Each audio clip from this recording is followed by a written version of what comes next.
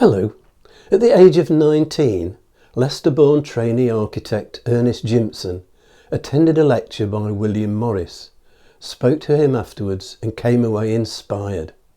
On Morris's recommendation, he completed his training in the Oxford Street offices of John Dando's Sedding, next door to Morris's showrooms.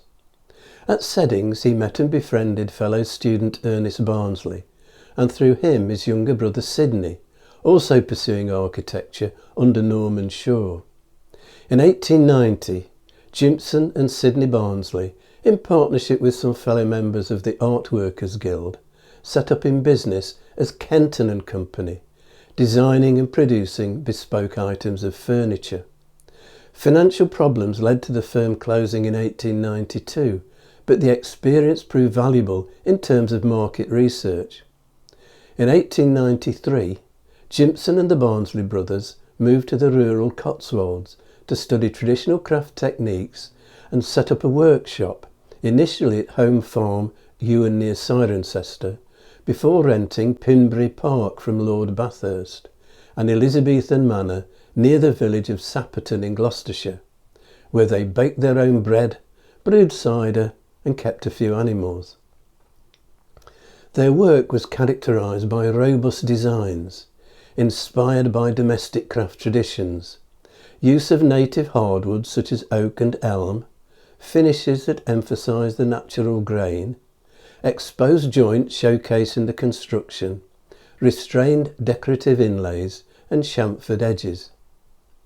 Around 1900, Lord Bathurst moved his family into Pinbury Park and in return provided land in Sapperton Village for the group to build homes for themselves. Sidney Barnsley, now married with 2 children, built Beachanger, a coursed rubble 2-storey cottage, adding a workshop in the garden. Jimson and Ernest Barnsley went into partnership focusing on furniture design.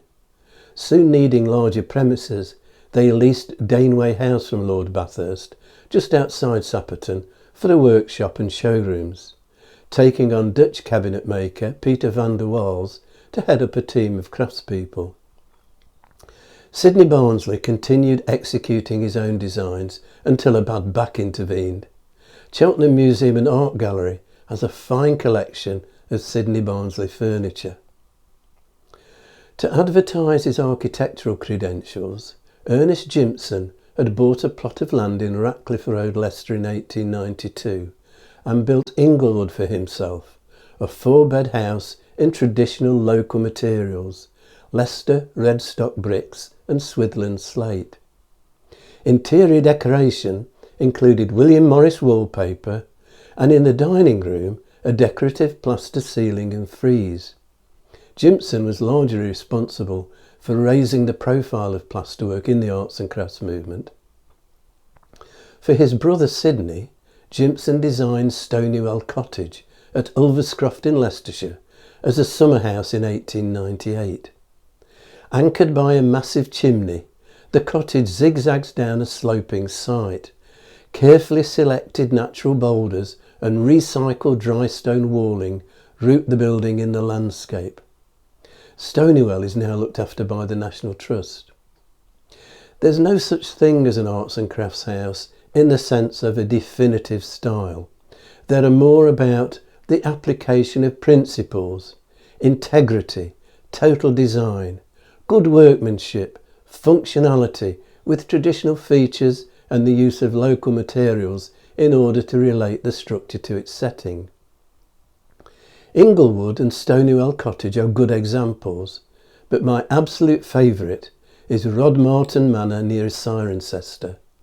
Designed by Ernest Barnsley for Claude and Margaret Biddulph and built between 1909 and 1929 by local craftspeople in Cotswold stone from a nearby quarry. Sidney Barnsley supplied much of the furniture. Architect, designer and craftsman Norman Jewson, a younger member of the team working for Ernest Gimson at Sapperton, was responsible for the lead gutters and downpipes. Rodmarton Manor is still a family home but can be visited at various times of the year. Gimson died in 1919. both the Barnsley brothers in 1926. Peter van der Waal set up his own workshop in 1920, not far from Sapperton at Chelford, where he continued to produce high-quality furniture until his death in 1937. Norman Jewson married Ernest Barnsley's daughter Mary and carried the arts and crafts aesthetic forward into his post-Sapperton career.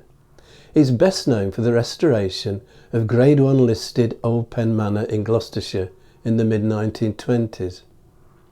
Also involved at Sapperton was architect and designer Alfred Hall Powell, who began designing and hand-painting pottery for Josiah Wedgwood in 1903, and later with his wife Louise set up a craft pottery studio for the company. Arts and crafts pottery will be my topic next time. If you've enjoyed this video, hit the like and subscribe buttons and click on the notification bell to be informed when the next video is available, or you can subscribe by clicking on the rose window over my shoulder.